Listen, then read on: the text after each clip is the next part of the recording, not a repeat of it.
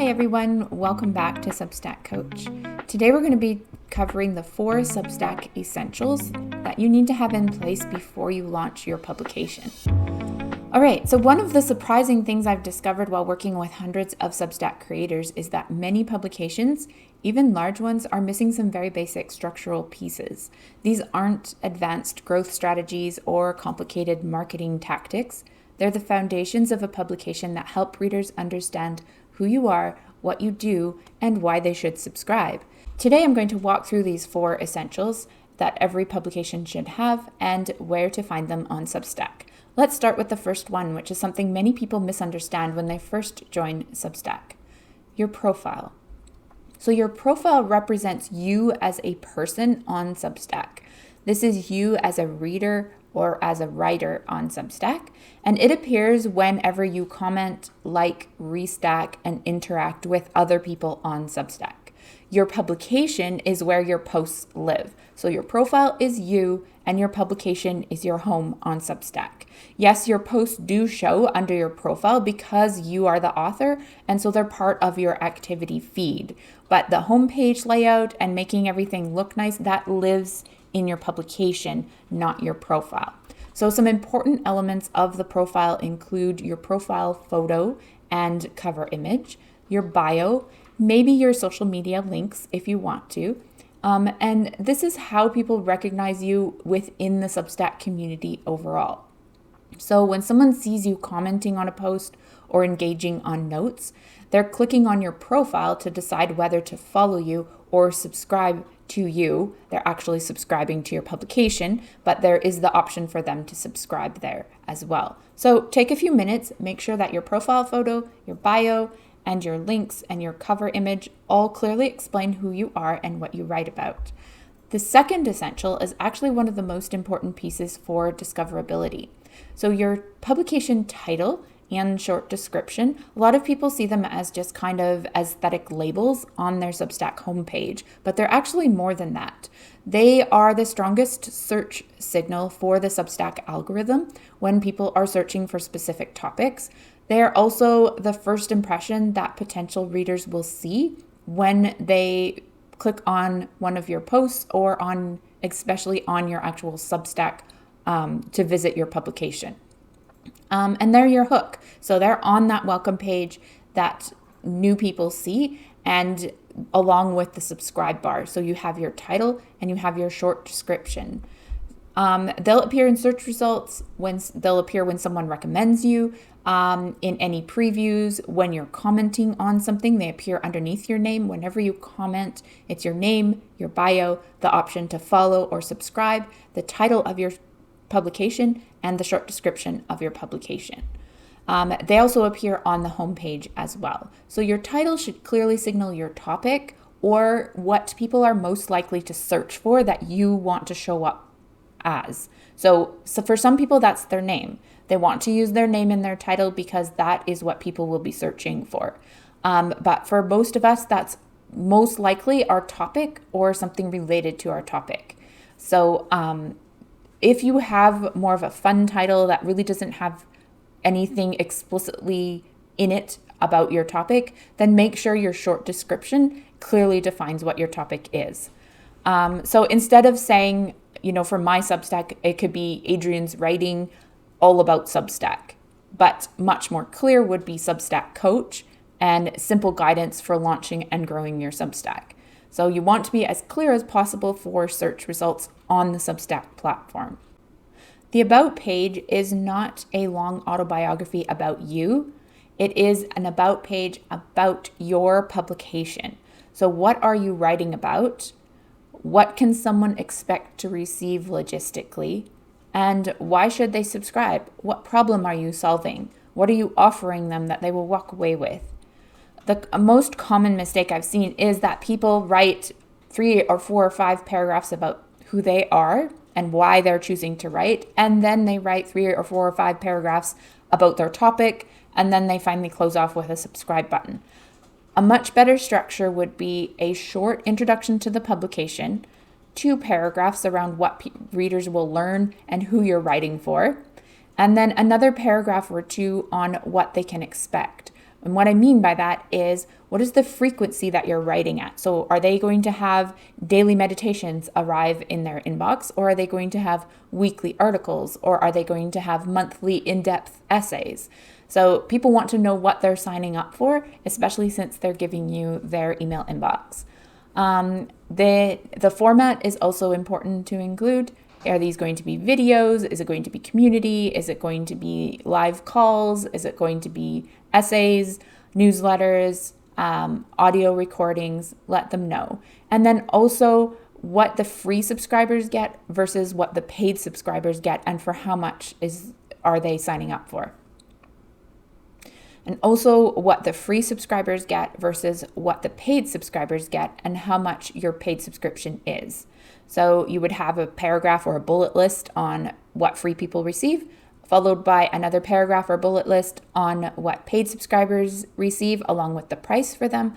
And finally, after that, I would include a subscribe button immediately after that. And then if you want an About Me section below that, just a couple paragraphs. If you want to write a longer story about how you got to where you are and why you're writing what you're writing, create a post on that, an essay, send it out, pin it to the top of your homepage, but don't cram everything into your About page. That's where people want to go if they're kind of trying to decide whether or not they want to subscribe to you. They like your content, but they're not sure what to expect. So keep it short, keep it sweet, and keep it very to the point. The goal here isn't to try and impress people, it's to help the right readers feel like they've found the right place. And then finally, the fourth essential is something that many publications overlook completely, and that is the welcome emails.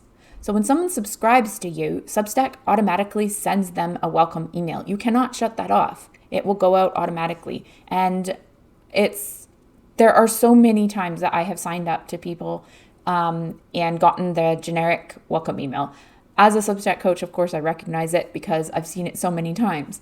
But really, you want to personalize this welcome email so that it comes from you, so that you express gratitude for them to signing up. You make sure you orient new readers. So where can they find what they're looking for? Explain different sections in your Substack if you have that. And introduce them to your work. Give them a link to go back in and find something that they might enjoy reading, rather than making them wait until the next time you write something and send it out. So give them some helpful resources if you have them, and invite them to explore your site. A lot of people will also invite feedback.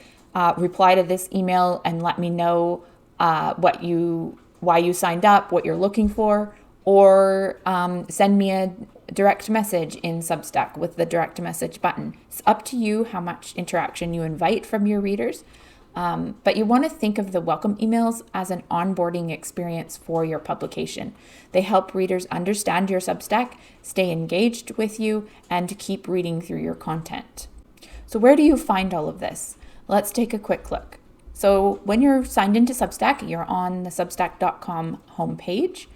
On the left side menu is your profile, and this is the profile image here, and this is what's called the cover image. So we're just going to click into Edit Profile, and this is where you can edit that picture. To start out with, it will just be a colored circle, so you can replace that with a photo of yourself, put in your name, you can edit your handle, you can edit your bio here, and then under theme, this is where you can do your cover image. And then you can also put in your social links if you want to. You don't have to. Then on the left side menu, you want to click on your dashboard. And once you're in your dashboard, you will click on settings in the bottom left corner, which will take you to this page. And here right at the top is the basics. This is where you'll find your publication name and your publication short description. To find your About page, you'll go down to the website on the left side menu, and it is just below the navigation bar. Here is the About page, and you'll click the Edit button. And you'll see I have a short section at the top that kind of tells people what I'm writing about, and then I talk about what free subscribers receive, what my paid membership includes, and how much it costs. And down below, I do not have an About Me section in this page. I just have a little bit of extra information on my about page. So we're going to back out of that.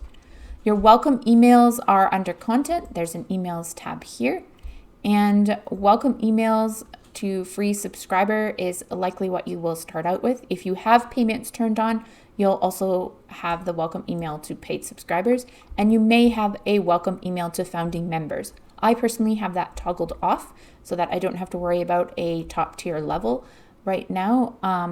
So if I click into this and edit it, so I have kind of a quick orientation and welcome, links to where people can find different items, as well as a link to my pinned welcome post at the top of my homepage. And then because this is going to free people and I do have a paid level, I also let them know what they could be getting for paid if they want. This one is a little bit outdated. And if I go back through here, you can see that there's also the paid, where I would give a little more orientation to the paid one. And I do have the drip campaigns set up. I will be doing another video on this that I will link to when I have it finished. But right now, drip campaigns are only in beta testing. Not everybody has access to them as of March 2026.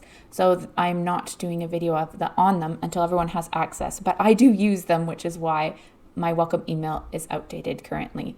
Okay, so that covers the basics of your Substack. Those are the 4 items you really should have in place before you actually start posting. Everything else is extra. It's aesthetics or it's optional. Those 4 items are the main items you need to have in place before you start publishing your first post. So if you want to make sure that your Substack is off to a great start or improve your Substack, start by making sure these 4 essentials are in place: your profile, your title and short description, your about page, and your welcome emails. These simple pieces will make a huge difference in how readers experience your publication. If you're working on your Substack and you want more step-by-step guidance, I write weekly tutorials and host workshops over on my Substack called Substack Coach. You can find the link in the description below. I cover everything from setting up your publication to understanding how the platform works and building a sustainable Substack over time. And if you're already working on your Substack and you have some questions, feel free to leave them in the comments here or on Substack. I read every comment and I'm happy to help.